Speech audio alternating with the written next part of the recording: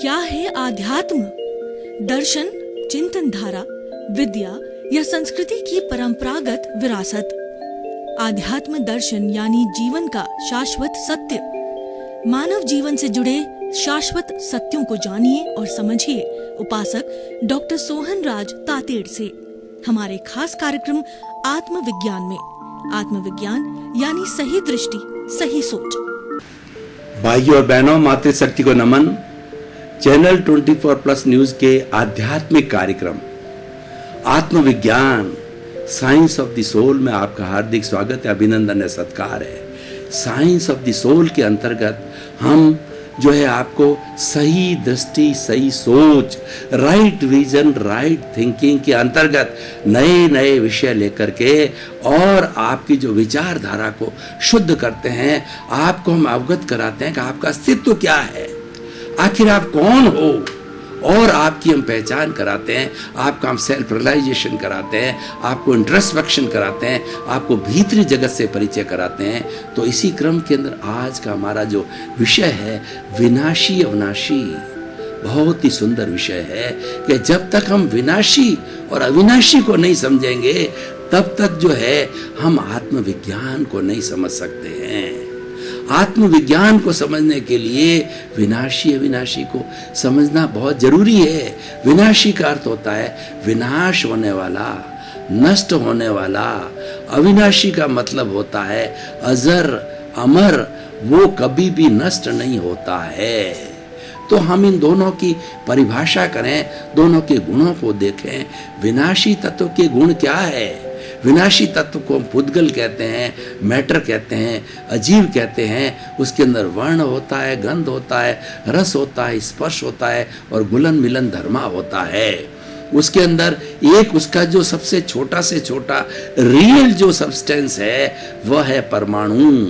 वो परमाणु विशुद्ध है। उस परमाणुओं की एक परमाणु से दूसरे परमाणु से मिलता है, फिर द्विपरमाणु, चतुर्परमाणु, अष्ट परमाणु सहित होकर के अणु बनता है और अणु बन करके आपस में मिल करके ये सारी सृष्टि जो हम दिखाई देती है वो बनती है। अविनाशी तत्व कौन से हैं? अनाश्य तत्व है, हमारे जो है कुर्सी है, टेबल है, और हमारी हवाई जहाज है, हमारी ट्रेन है, हमारी बस है, ये सब अविनाशी तत्व है। अविनाशी तत्वों के अंदर संवेदना नहीं होती, उनके अंदर सुख दुख की अनुभूति नहीं होती है। वो तो गलन मिलन धर्मा होते हैं।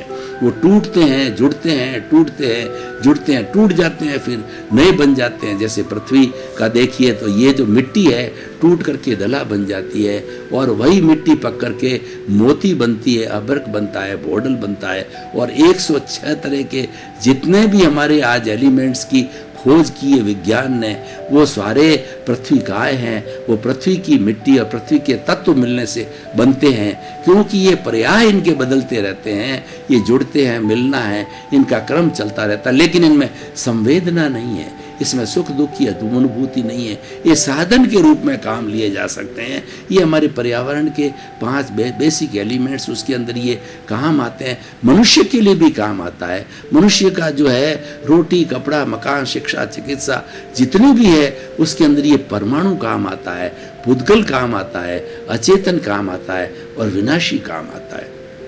अब मैं दूसरा पक्ष लेता हूं, अविनाशी। अविनाशी का अर्थ होता है जिसका कभी विनाश नहीं होता है, इमॉर्टल, अजर, अमर, हर समय में एक सी रहती है और वो चेतनामय होती है। उसका नाम है आत्मा। उसको जो है वैज्ञानिक लोग कहते हैं कॉन्शियसनेस, उसको सोल कहा जाता है। और उसके बाद में इसके 23 नाम दिए गए हमारे धार्मिक ग्रंथों में, अलग अलग नाम लेते हुए, लेकिन वो पर्यायवाची है। उन सब का अर्थ चेतना से है। चेतना क्या होता है? असंख्य परमाणुओं के चेतना में असंख्य परमाणुओं के पिंड को हम आत्मा कहते हैं। और आत्मा है सुख दुख की अनुभूति करती है और ये कर्मों की करता है, ये कर्मों की भोगता है, ये इकट्ठी करती है। क्योंकि इसके साथ जब अहंकार, एक दूषित तत्व मिल जाता है, अहंकार करवाता है। लेकिन जो चेतन तत्व होता है वो शुद्ध तत्व होता है, इसके अंदर ग्रोथ होती है। अच्छा, इसके अंदर जो है सुख दुख की अनुभूति के साथ साथ के अंदर ये प्रजनन करती है, अपना जैसा जीव बनाती है, और उसके बाद के अंदर इसके अंदर जो है संवेदना होती है। इन सब 9 तरह की कैरेक्टरिस्टिक विज्ञान ने भी मानी है और हमारे धार्मिक ग्रंथों ने भी जो है वो चेतना की 9 तरह की कैरेक्टरिस्टिक गुण माने हैं। उससे ये चेतना जो है वो हमारे प्रकाशित होती है। चेतना है वो स्व पर प्रकाशक है, क्योंकि चेतना ज्ञानमय है और ज्ञान जहाँ होता है स्वयं भी प्रकाशित होता है, दूसरे को भी प्रकाशित करता है। ज्ञान को जो है एक दीपक का जो है उपमा दी गई है।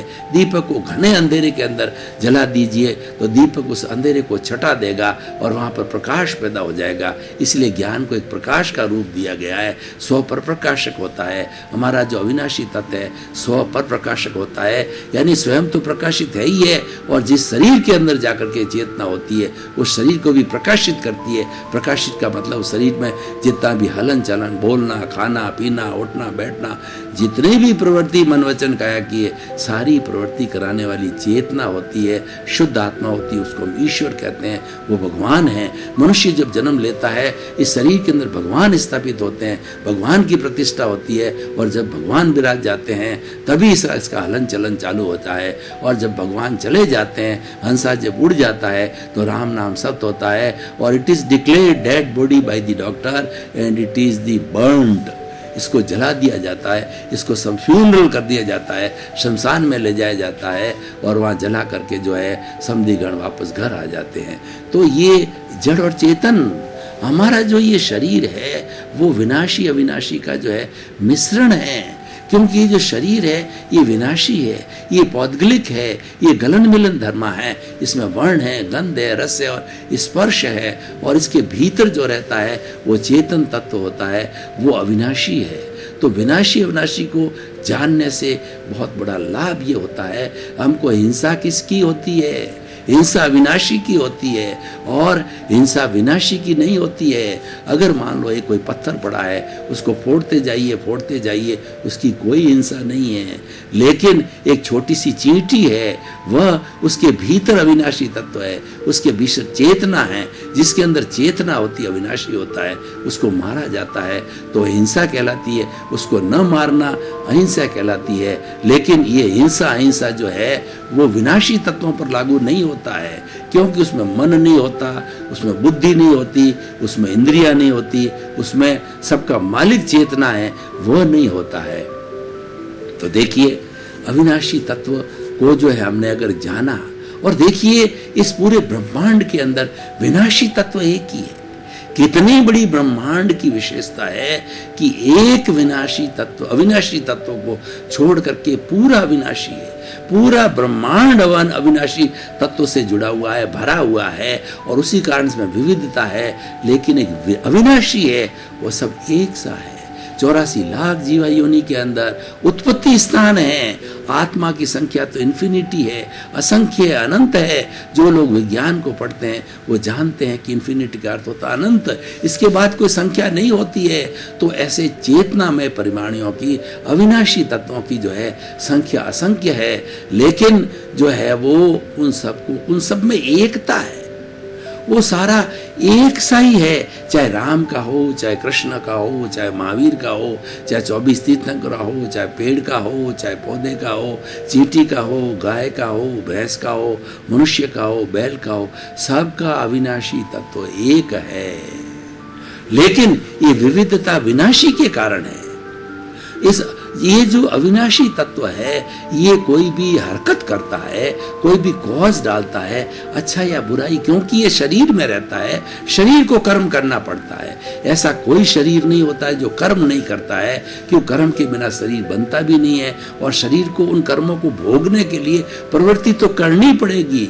मनुष्य जन्म से लगा करके और मृत्यु तक जो है ये उसका जीवन काल होता है। उस जीवन के हर क्षण वो प्रवृत्ति होता करता रहता है। ऐसा कोई क्षण नहीं आता है कि प्रवृत्ति नहीं होती। मनुष्य जो है जब सपने में होता है तो उसका मानसिक चिंतन तो चलता रहता है, उसमें भी प्रवृत्ति होती है। तो मनुष्य कर्म करता है और कर्म करने के लिए जिन साधनों का उपयोग करता है वो सारे साधन अविनाशी है।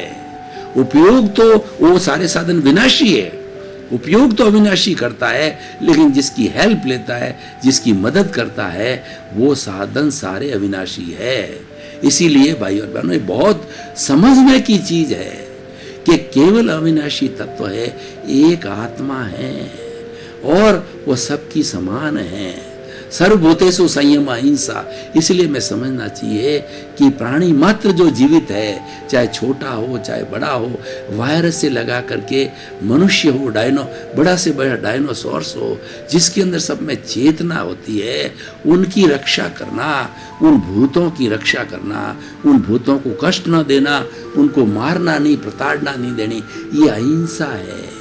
और जहाँ अविनाशी तत्व है वहीं से हिंसा की परिभाषा चालू होती है, और जहाँ से हिंसा की परिभाषा चालू होती है वहीं धर्म प्रारंभ होता है।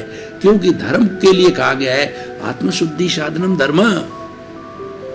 धर्म वह तत्व है जो कि आत्मा की शुद्धि करता है। जब हमारे पास अविनाशी तत्व ही नहीं है, अविनाशी तत्व की हम बात ही नहीं करते, अविनाशी तत्व हमारे डिस्कशन का विषय ही नहीं है, तो हम धर्म की क्यों बात करेंगे। इसीलिए हमने जो आत्मविज्ञान कार्यक्रम लिया है उसके सेंटर में अविनाशी है, क्योंकि वो अविनाशी ऐसा है कि वो अनंत ज्ञान वाला है, अनंत दर्शन वाला है, अनंत शक्ति वाला है और अनंत सुख का धाम है। इस पूरी सृष्टि में उस अविनाशी तत्व से बढ़ करके कोई बड़ा शक्तिशाली तत्व नहीं है। और सारे इस पर्यावरण को, इस ब्रह्मांड को संचालित करने वाला, ब्रह्मांड को बनाने वाला, ब्रह्मांड को चलाने वाला, ब्रह्मांड में हरकत करने वाला अविनाशी तत्व है। देखिए, जहां पर खाली पत्थर पड़े रहते हैं तो वो क्या हलन चलन करेंगे।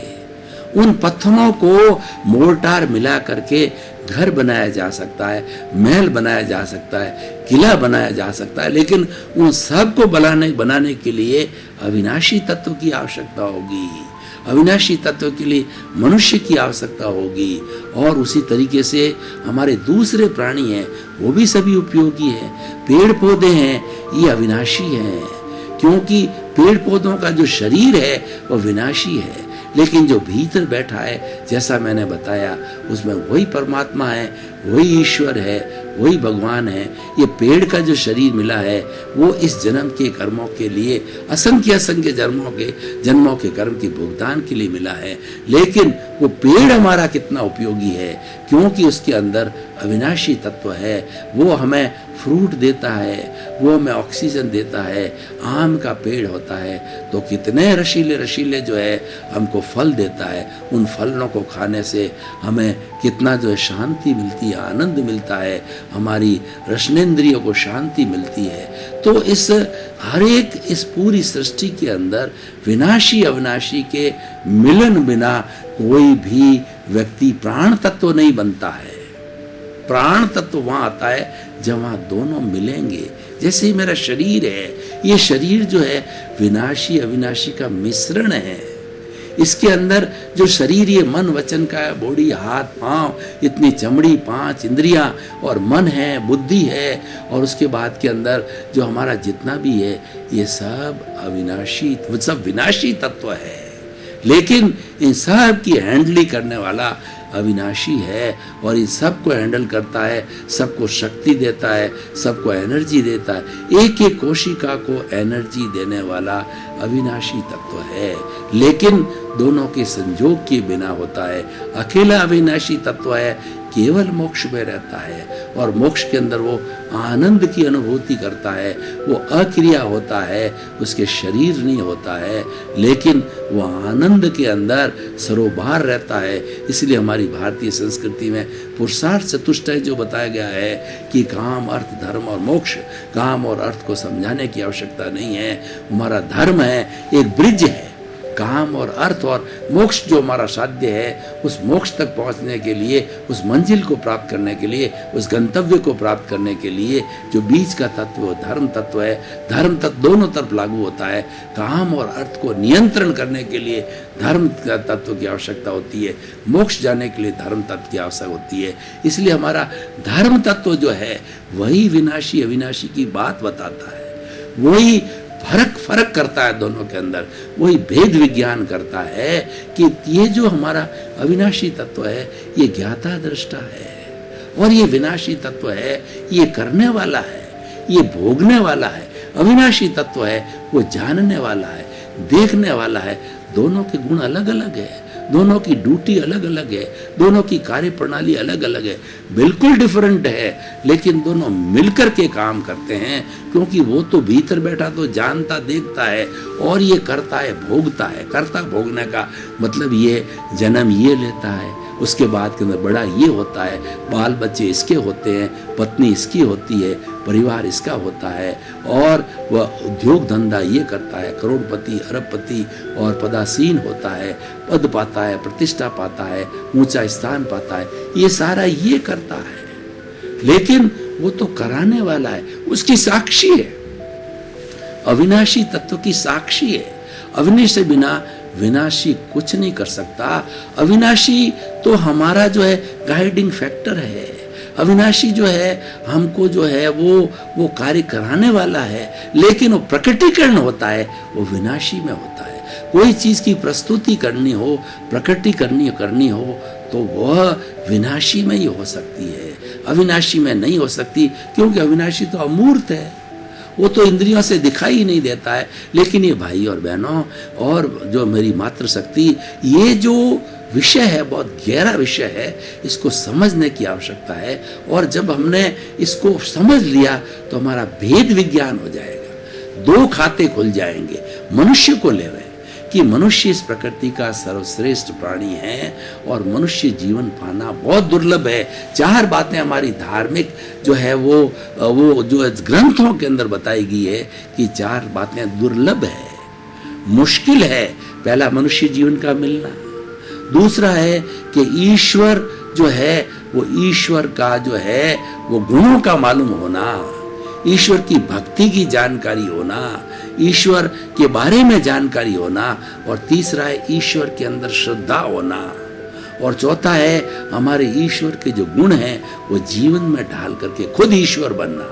ये चार बातें अति दुर्लभ है और ये बातें मनुष्य पर लागू होती है, दूसरे किसी प्राणी पर लागू नहीं होती है, क्योंकि दूसरे प्राणी के पास में विकसित बुद्धि नहीं, विकसित इंद्रिया नहीं, विकसित मन नहीं, विकसित चित्त नहीं, विकसित आत्मा नहीं, तो वो बात कर ही नहीं सकता। ये सारी सत्संग करता है वो मनुष्य करता है, और इसीलिए हमें ये जड़ और चेतन, हमें विनाशी अविनाशी को बहुत अच्छी तरह से समझ करके इसके दो अकाउंट रखने हैं।